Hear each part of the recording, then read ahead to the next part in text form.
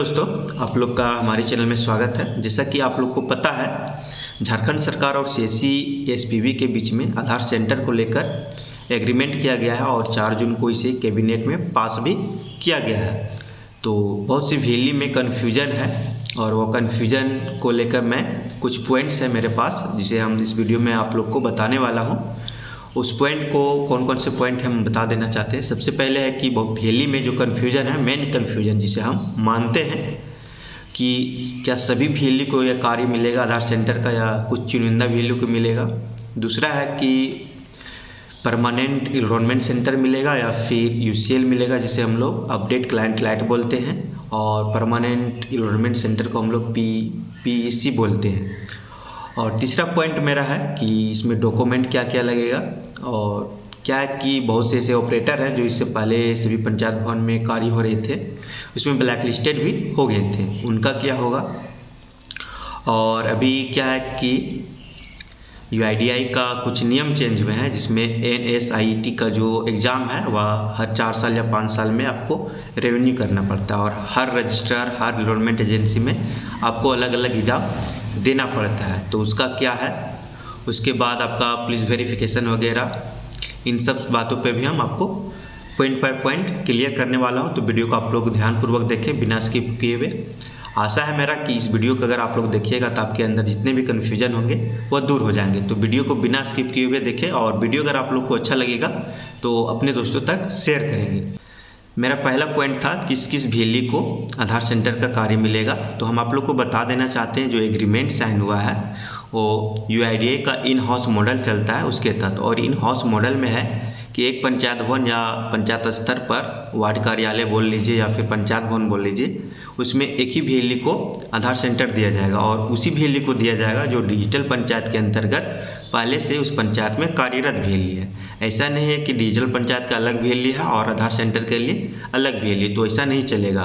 जो valley digital panchayat के अंतर्गत कार्यरत है उसी वैली को दिया जाएगा। ऐसा होता है कि डिजिटल पंचायत का जो वैली है वो पहले से जो पीसीए चलता था उसमें ब्लैक लिस्टेड हुए हैं, तो उसके जगह पे कोई और वैली को वहाँ पे आधार सेंटर के लिए बैठाया जाए, तो ऐसा नहीं होगा उसी शर्त पर जब उस वैली को वहाँ से वो रिजाइन मारता है किसी कारण से, अपने से या फिर कोई अलग कारण से रिजाइन मारता है, वहाँ पे कोई दूसरा वैली आता है, उसे डिजिटल पंचायत के अंतर्गत रखा जाता है, तभी उसके नाम से होगा। अन्यथा डिजिटल पंचायत के लिए अलग वैली और आधार के लिए अलग वैली वैसा नहीं होगा।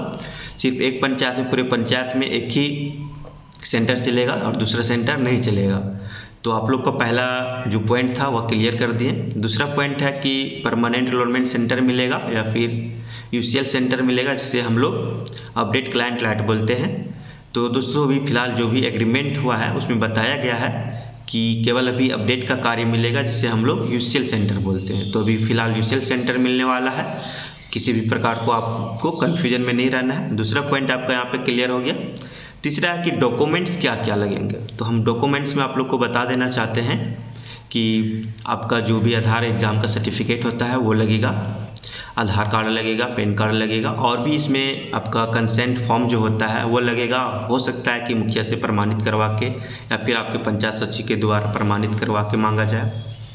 तो इसमें कुछ बदलाव हो सकते हैं, जैसे कि पहले वाला में भी लगा था, तो इसमें कुछ बदलाव होंगे या हो सकते हैं या फिर नहीं भी हो सकते हैं। और कैरेक्टर सर्टिफिकेट तो आपका मैंडेटरी है, उसमें देना ही होगा। और चौथा पॉइंट जो था कि ब्लैक लिस्टेड ऑपरेटर को क्या होगा।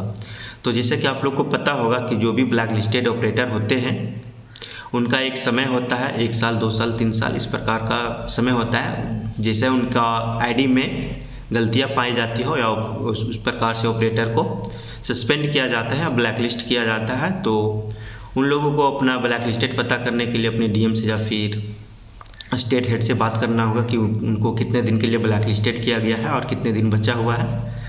तो ब्लैक लिस्टेड ऑपरेटर के लिए फ़िलहाल तो उनका भी नहीं हो पाएगा जब तक के लिए उनका समय ब्लैक लिस्टेड का ख़त्म नहीं हो जाता है। पांचवा था कि एनएसईआईटी का जो सर्टिफिकेट है वह पुराना वाला सर्टिफिकेट चलेगा या फिर से एग्ज़ाम देना होगा। तो आप लोग को पता होगा कि अब जो है यूआईडीआई का नियम चेंज हो गया है। आप कोई भी एनरोलमेंट एजेंसी चेंज करते हैं तो जितने बार आप चेंज कीजिएगा उतना बार आपको फिर से एग्ज़ाम देना होगा उस एनरोलमेंट एजेंसी के तहत। या फिर रजिस्ट्रार कोड के तहत आपको फिर से एग्ज़ाम देना होगा। तो इसमें भी एनरोलमेंट एजेंसी चेंज हुआ है, ऐसा नहीं है कि दूसरा यूसीएल चल रहा है तो उसी वाला एग्ज़ाम से हो जाएगा। तो इसका रजिस्ट्रार भी चेंज है और एनरोलमेंट एजेंसी भी चेंज है। तो आप लोग को फिर से एग्ज़ाम देना होगा। तो बहुत से लोगों का ये भी कन्फ्यूजन है कि फिर से एग्ज़ाम देना होगा तो हम लोग का एथोराइजेशन लेटर कैसे मिलेगा। तो एथोराइजेशन लेटर के लिए भी काम चल रहा है। जो हम लोग पहले मैनुअल करते थे, डीएम सर के पास जाते थे, वहाँ से हम लोग को एथोराइजेशन लेटर मिलता था। तो अभी सुने हैं कि ऑनलाइन ही आप लोग को मिलेगा। आप लोग को एक फॉर्म दिया जाएगा, फिर लिंक दिया जाएगा। तो उस लिंक के तहत क्या है कि आप लोग अपना अप्लाई कीजिएगा। उसके बाद वेरिफिकेशन वहाँ से करेंगे कि मेरा वैली है या नहीं है, वो पंचायत में बैठता है या नहीं बैठता है, तभी आपको वहाँ से अप्रूवल मिलेगा। उसके बाद एथोराइजेशन लेटर मिलेगा। एक और कन्फ्यूजन है कि आपका जो पहले बताएं कि डॉक्यूमेंट में आपका पुलिस वेरिफिकेशन सर्टिफिकेट लगेगा। तो आप लोग को पता होगा पहले भी, अगर आप लोग कार्य किए हैं आधार सेंटर में, तो जो भी आप पुलिस वेरिफिकेशन दीजिएगा वह 3 महीने से ज़्यादा का पुराना नहीं होना चाहिए। क्योंकि क्या है कि आप डॉक्यूमेंट जमा करते हैं तो उस प्रक्रिया में काफ़ी टाइम लगता है। टाइम लगने के कारण ऐसा होता है, बहुत से वैली 4 महीना 5 महीना हो गया, उसके बाद पुलिस वेरिफिकेशन दिए। तो क्या है कि फाइल को कागजी पत्तर होने में थोड़ा टाइम लगता है। तो उस टाइम पीरियड में हो सकता है कि आपका सर्टिफिकेट एक्सपायर हो, तो वहाँ पे आपका जो भी फाइल बन कर गया होता है उसे वापस कर दिया जाता है। इसलिए कोशिश कीजिए कि आप अपना भी करेक्टर सर्टिफिकेट बनवा लीजिए। बाकी आपका 3 महीने से पुराना नहीं होना चाहिए, ये कंडीशन रखा गया है। उसके बाद है कि जो हमने दूसरा पॉइंट में बताया था कि यूसीएल सेंटर मिलेगा। तो अभी क्या है कि यूसीएल सेंटर में जो अभी सीएससी और बैंक बीसी के माध्यम से चल रहा है उसमें स्टैटिक कॉपी लगता है। तो क्या इसमें भी स्टैटिक कॉपी लगेगा? तो मेरा जहाँ तक उम्मीद है लगभग 80% की पंचायत भवन वाले भी यूसीएल सेंटर में स्टैटिक कॉपी होना चाहिए।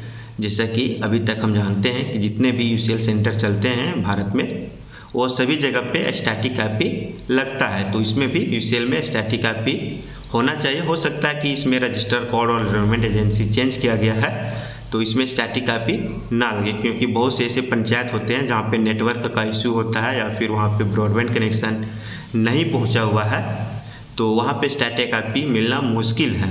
तो हो सकता है कि स्टैटिक कॉपी को हटाया जाए। और इसमें एनरोलमेंट एजेंसी चेंज हुआ है और एनरोलमेंट रजिस्ट्रार भी चेंज हुआ है। तो कौन सा भी एनरोलमेंट एजेंसी और कौन सा रजिस्ट्रार है वो मुझे पता नहीं है, और या झारखंड सरकार का जो आईटी डिपार्टमेंट है उसी का रजिस्ट्रार है, लेकिन इसका नाम क्या है वो भी पता नहीं है। जैसे हमें इसके आगे की जानकारी मिलती है हम आप लोग को वीडियो के माध्यम से बताएंगे। और आशा करता हूँ कि जो भी हम आपको अभी जानकारी दी वो आप लोग को समझ में आया होगा, और जो भी आपके मन में डाउट होंगे वो क्लियर होंगे। अगर आप लोग का हमारा ये वीडियो अच्छा लगा तो वीडियो को लाइक करें, और किसी भी प्रकार का आपका कन्फ्यूजन बच गया है तो आप कमेंट करके बताएं। हम पूरी कोशिश करेंगे जब भी अगला वीडियो लेकर आएँ आधार के डिटेल्स में, तो उसमें हम आपका जो भी कन्फ्यूजन हो या कमेंट में ही आपका कन्फ्यूजन को दूर करें।